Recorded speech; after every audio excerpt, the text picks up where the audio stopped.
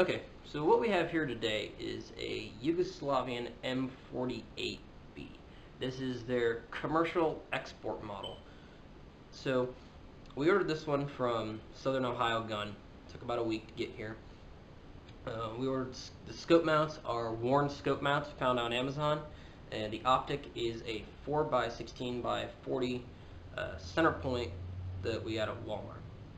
So Yugoslavian Mausers have a reputation as being just excellent shooters. Many of these were unissued just because of when they were produced. It was kind of the last leg of the bolt-action rifle. Everybody was switching over to semi-autos, battle rifles, that kind of thing. So a lot of these Mausers that got produced went straight into storage. If you buy one, they're usually, if you order them, they're still packed in cosmoline, WD-40 mineral spirits. You'd be at least an hour cleaning it out. So they're in excellent condition. This one's got a mirror bore. So this being the commercial model, you will not find a Yugoslavian crest on it. Typically they have the communist crest, the wreath or whatever. This one doesn't have that. There's just serial numbers, and here we have an import mark from PW Arms, 8mm Yugo Zastava M48B So this is an intermediate length action. A lot of your full-length Mausers, so your German K98s, your Turkish Mausers, a lot of those parts aren't interchangeable. Really, the only thing you have is the flag safety. I know that because I test fitted against my K98. So in order to put it in this configuration, you're going to have to do a few things. Like we did here, we drilled and tapped the receiver for these mounts. And then you have to take the bolt and turn it down, because typically the Yugo Mausers have this funky wide arm bolt, which it'll curve out like this and be way over here, and that's going to impact the scope. So there's a few ways you can do it.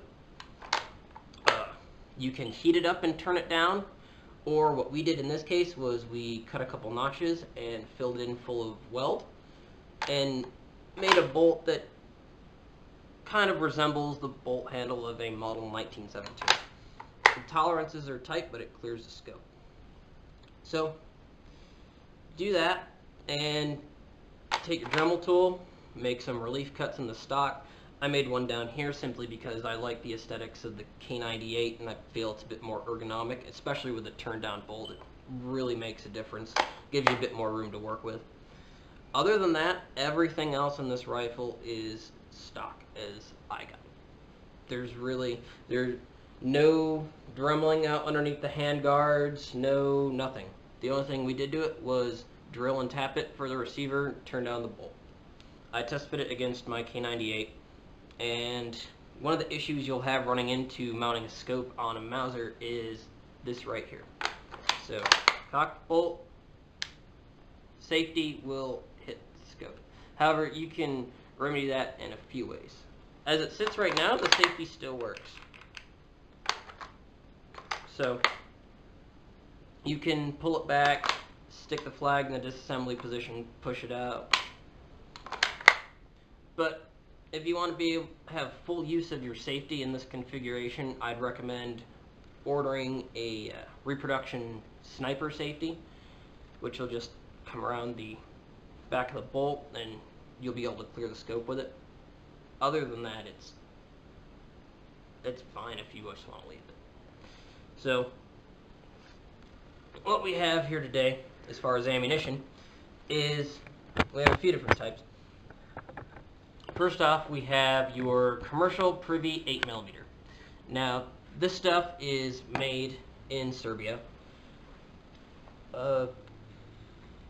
As far as grain weight, it's 196. It's 196, 198. I mean, it's a good copy of your standard military 8mm.